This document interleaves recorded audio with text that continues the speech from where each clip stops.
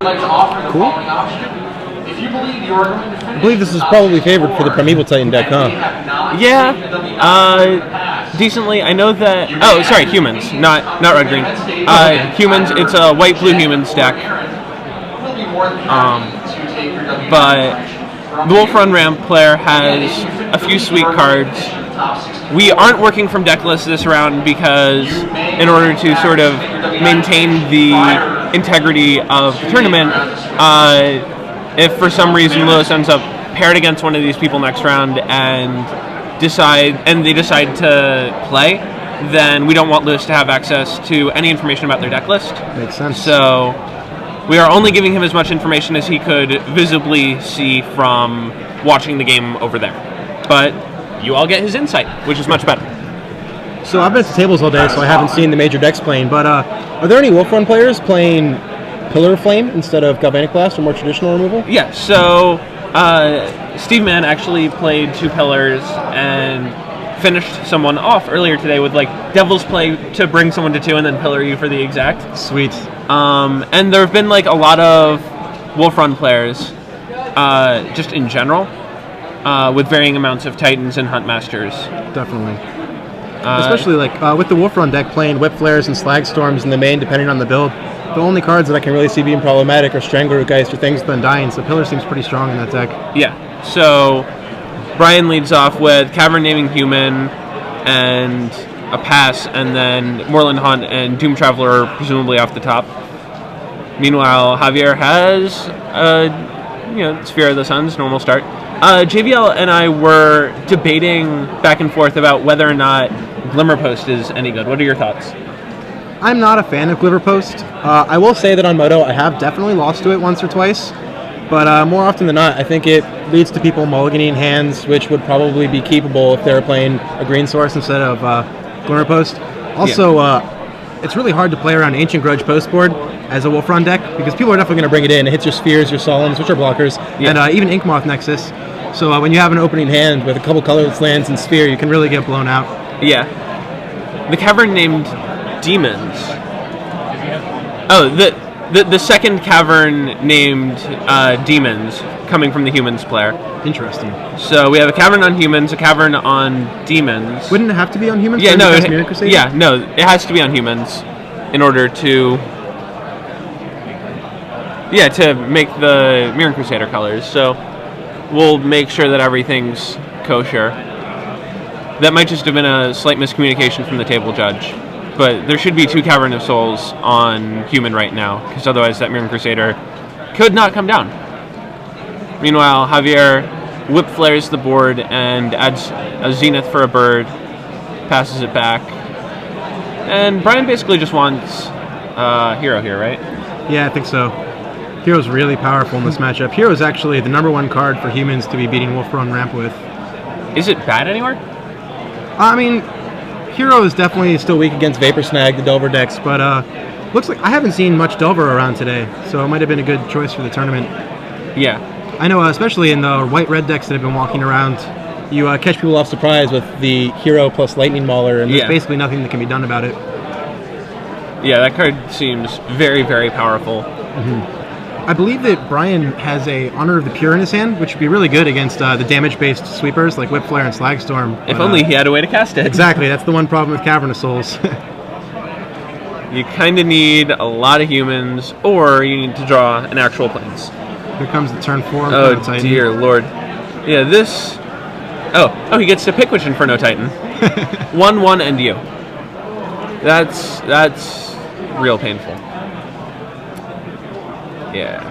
I can't imagine a lot of things that the Humans can do at this point in the game. Yeah, it's basically like Fiend Hunter. Oblivion Ring isn't an answer. Your Seachrome Coast come into play sideways. Right. Like, it's basically just Fiend Hunter, but little does Brian know that Javier has a second Inferno Titan, so he's just on no outs already. Indeed. Oh, we have a Glimmer Post. Signature post. Gain 1, attack you for 9.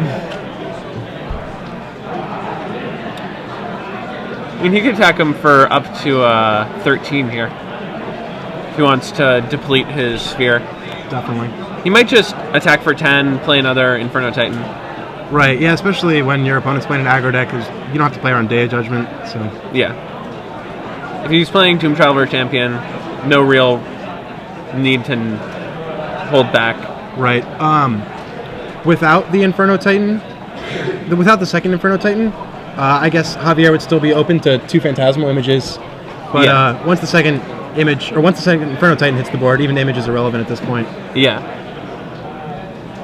And actually, unless Brian has an island, he wouldn't be able to get a second image because he doesn't have any plains or islands for an untapped Glacial Fortress. That's right. And he has more than 3 lands, so his 3 Karm Coasts come into play sideways as well. So, Brian's mana... Time. Oh, apparently it's prime time now. Hold on. Let me consider conceding. I'll concede. Yes. That game looked not particularly close. No. I mean, there we saw a rare example of sort of the downside of Cavern of Souls in a heavy tribal deck, right? Like, right. if you have a bunch of colored sources, a bunch of colored non-creatures, then sometimes you can have those stranded in your hand. It takes a rare draw to do that, but it happens.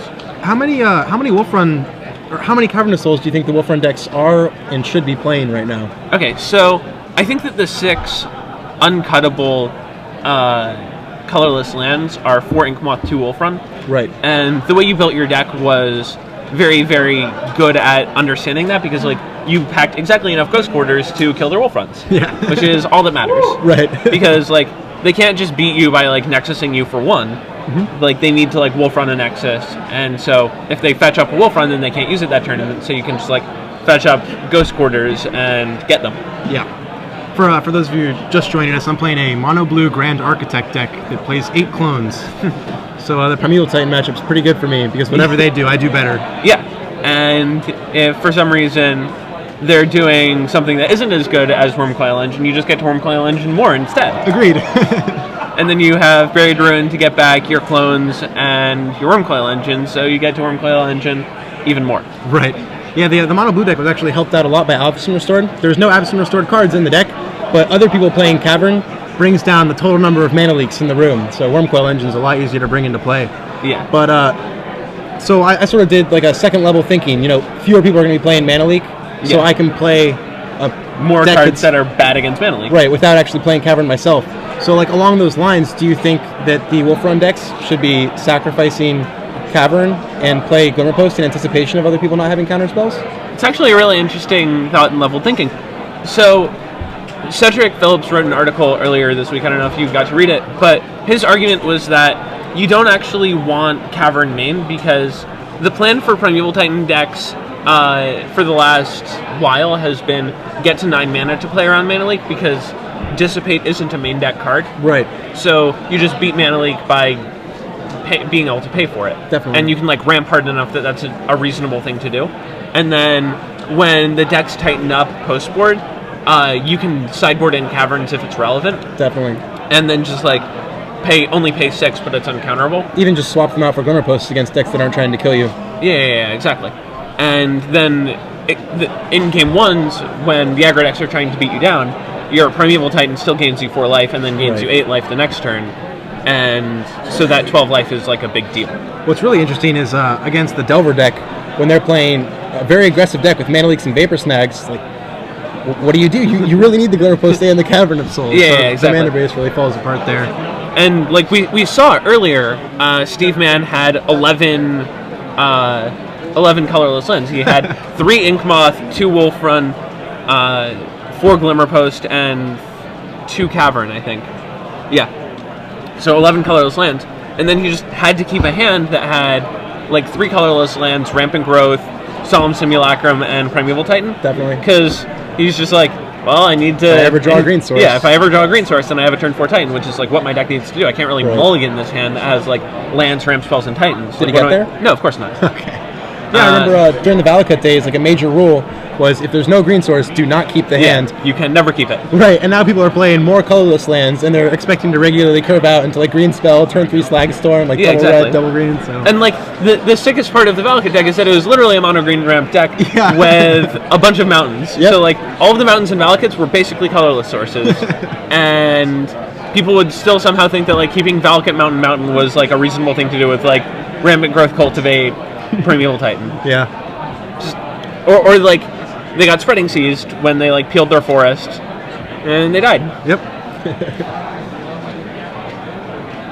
I mean, your deck selection was also really good because if more people are playing Cavern of Souls, then more people are playing like Tribal Linears, which Wormcoil Engine is also very good against. Yeah. So like, I was playing against the Red White Humans deck, and I'm thinking at some point, he plays a lot of really good creatures in his deck. At which point I realized with 8 clones, I get really good creatures too. Yeah. I had an image on Silverblade Paladin, and he attacked me with a bunch of stuff, and I was able to flash into Snapcaster Mage on Snag and take away his double strike and give my team double strike. Oh, that seems real nice. Yeah. So it looks like Brian started off with an Honor of the Pure, which is pretty good if his opponent is holding some Whip Flares. Yeah. Matched by Rampant Growth on the other side, and it looks like Brian's actually going to be able to cast his spells this game, which is, is nice. Yeah. Javier gets a Mountain, which is not... I guess he has to have Inferno Titan, right? He already has red for Slag Storm. Right. So, like, he's pretty much telegraphing Inferno Titan here. Or he could have Whip Flare, Slag Storm. Whip Flare, Slag Storm, I guess.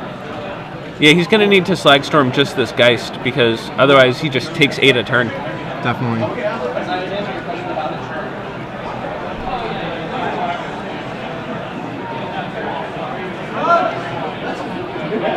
He definitely has both the Whip Flares in his hand. It's interesting. He might actually pull the trigger now, but it's terrifying.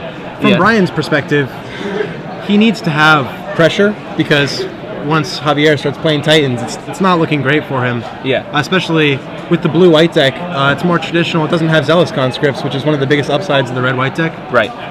With the turn 2 Honor the Pure is interesting too. Like, one of the most important things is to have early pressure, like a champion on turn 1 against Wolf Run. So like no 1-drop and no 2-drop that attacks. Like, you kind of really need this Geist to survive. Right. Based on the hand he kept, I guess you can almost assume that he might have a Hero Blade Hole in his hand. Yeah.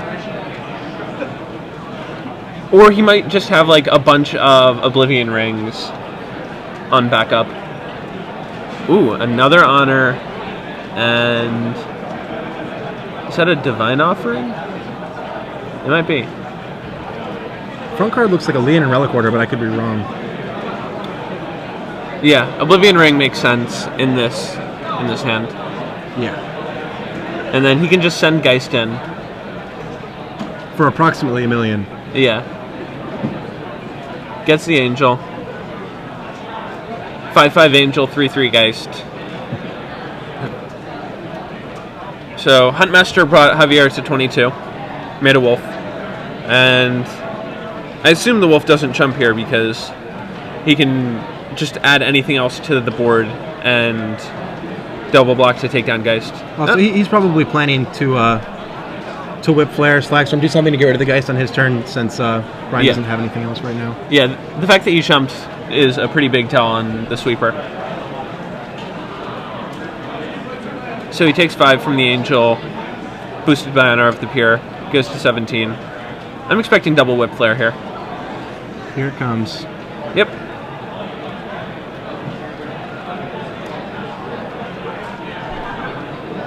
Two for 1 yourself obviously isn't ideal, but like we said, Javier is just trying to get to 6 mana, at which point he can take over the game with big dudes. Yeah. Silverblade Paladin, Honor the Pure, and something in his hand? Maybe a Mirror Crusader? Yeah, that's a Mirror Crusader. And another Honor.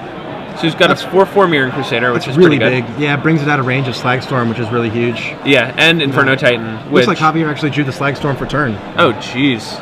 Just in time. Yeah. If he had had it last turn, he could have taken care of the Geist with just that one card and had both the Whip Flares for the Mirror Crusader. Yeah. It's a good example of drawing your cards out of order. Yeah. I mean, that is one of the problems with Ramp, is just like, nope, drew the wrong cards, wrong turns, now I'm dead. So, Javier plays Primeval Titan, is going to get 2 lands. Primeval Titan can't block Mirror Crusader, so he's going to get in for 8, it looks like. This is the kind of situation where Glimmer Post can be really powerful. Oh, I guess Inkmoth is a great blocker for Mirror Crusader, But over the next 2 turns, he could potentially gain 12 life. Yeah.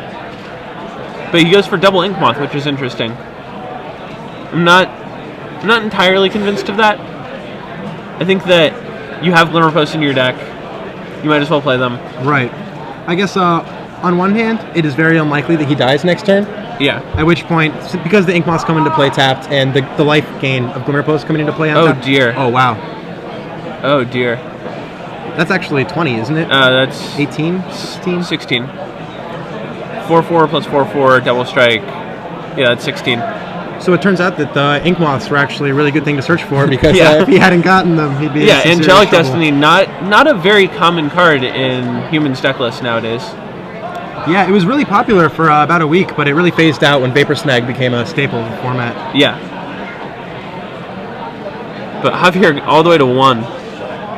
Especially with people playing Thalia in their main deck and shorting lands, 22, 23, 24 at most lands in the Humans deck. It's really difficult to cast Destiny, especially when you have Thalia in play. Right. Yeah, like, you have to pick between, like, Thalia and more dudes, or, like, swords and Mirran Crusaders. Mm-hmm. You can't really, like, curve Thalia into sword, which is a problem. Right. But the point of playing Thalia is that you stop them from curving into sword, which is very, very good against you when all of your creatures are white. Yeah. I think Destiny's also probably in a pretty good spot right now, since it's very powerful against Wolf Run. But also, if you keep up to date on like Brad and Jerry's articles in Star City, they're always playing Ancient Grudges and crazy things in their main deck to get rid of the target swords to begin with. Yeah, exactly. So like enchantment-based pump is actually awesome, and that's like part of why people really picked up on Spectral Flight, right? Yeah. Actually, I was playing Spectre Flight at GP Orlando. It was a blast. There's so many games where you don't think you can win. You have a Geist Saint Trap versus your opponent's army of pumped humans, and you just draw the Spectre Flight and attack for 1,000,000. Whee! Take 8, you're dead. Oh wow, this seems really good. He can actually gain 12 life in 1 turn because he has 2 Primeval Titans. Oh, wow. And he can block for the next 4 turns, which is more than enough. Definitely.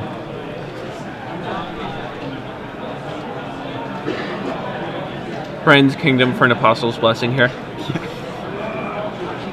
Protection from artifacts would be something else. Yeah.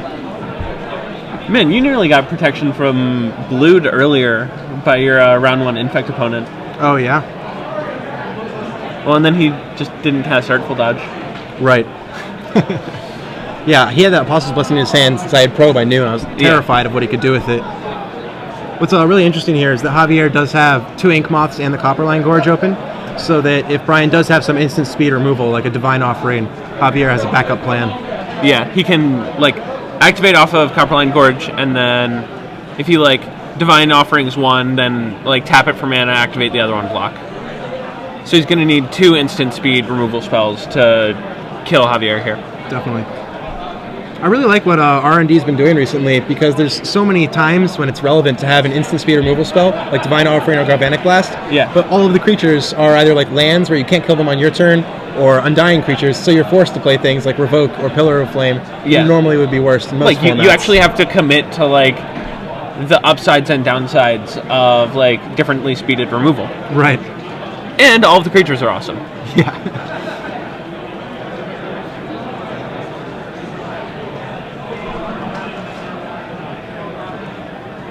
So do we see Fiend Hunter here? Silverblade Paladin. Okay, so they get the hookup. Mirran Crusader already has Double Strike, but the pairing ensures that Silverblade is a 2/2 Double Striker. Even though Brian has the Glacier Fortress untapped, which is normally pretty scary from a Delver deck, Yeah. it's very, very unlikely that Brian's playing Vapor Snag in his deck. So I can't imagine that a Wolf Run wouldn't be lethal here for Javier. Yeah. He has what looks like 9 mana to activate along with Wolf Run. Yeah. So even Wolf Run for 9. Blocking 1 Primeval Titan, you'll still take 15 from the other. Yeah. And all that trample damage. That's definitely lethal.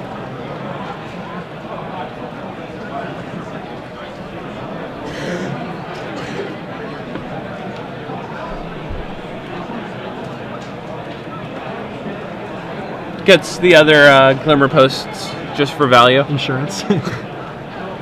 And Javier won game 1, so if he decides to go all in here, it looks like it could be the match. Yeah. Yeah, no Glimmer Post. Instead decides for...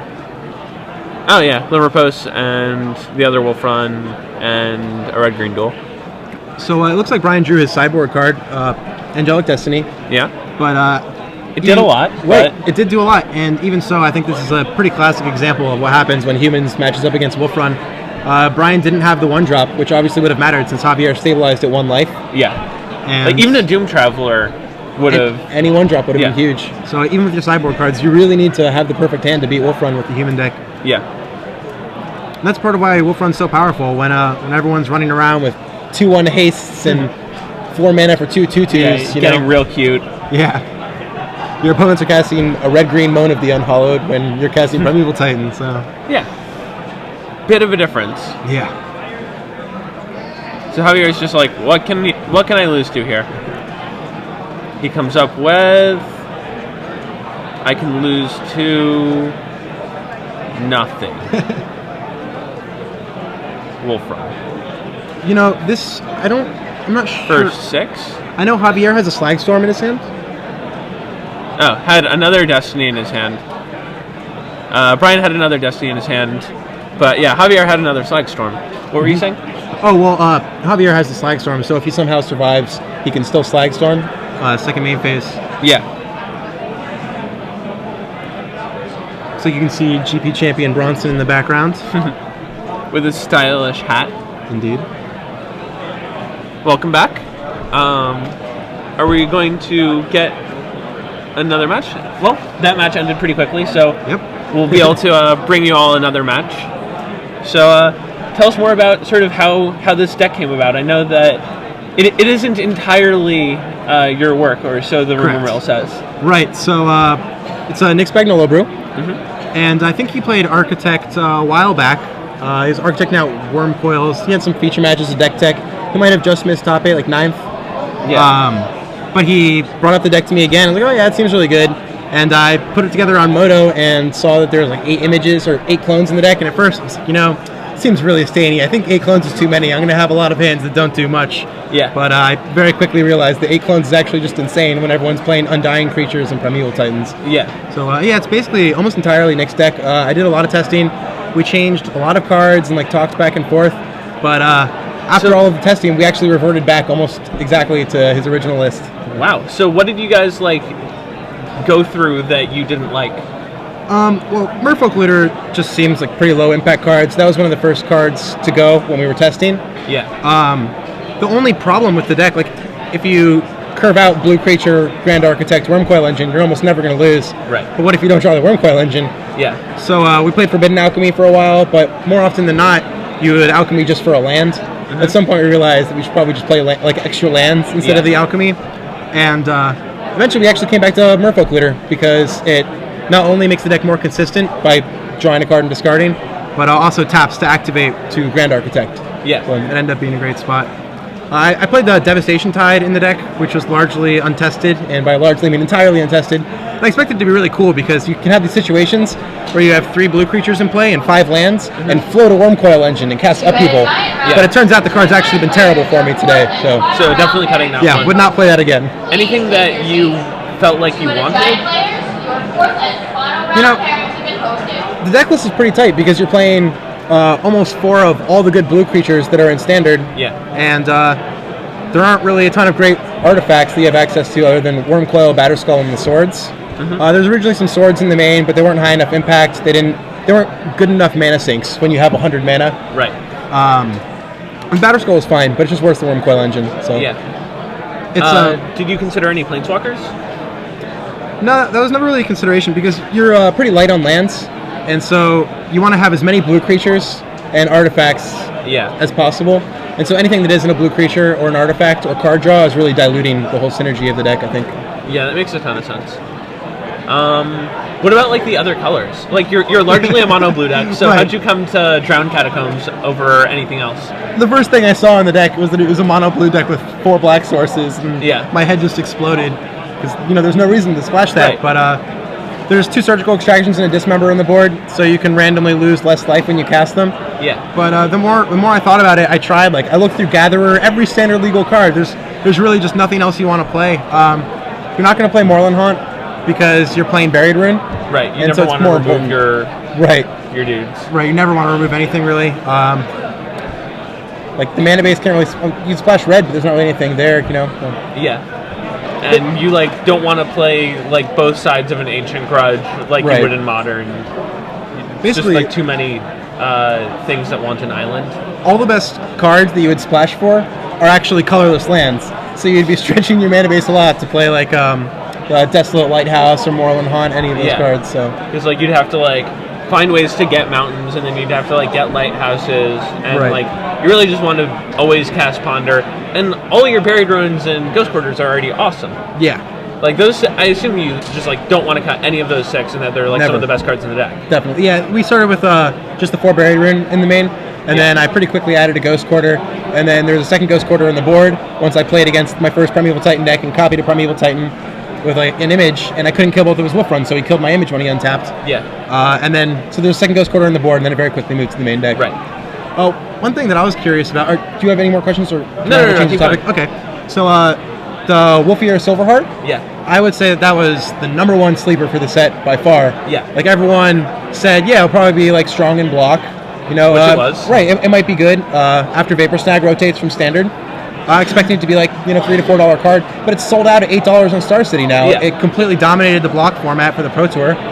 But I haven't seen a ton of it today, so what do you think about the Silverheart and Standard? So it's picked up, when we've been watching, there have been Nyapod decks with 2 of it. There was a Wolf Run Ramp deck with 1 of it. There were... I haven't seen a 4 Wolfier Silverheart deck yet. Definitely. But it went from 1 in the winning list last week to multiple different archetypes playing 2 of it. Yeah. There was a Green-Red Aggro deck with 2 of it. There was a Nyapod deck with 2 of it.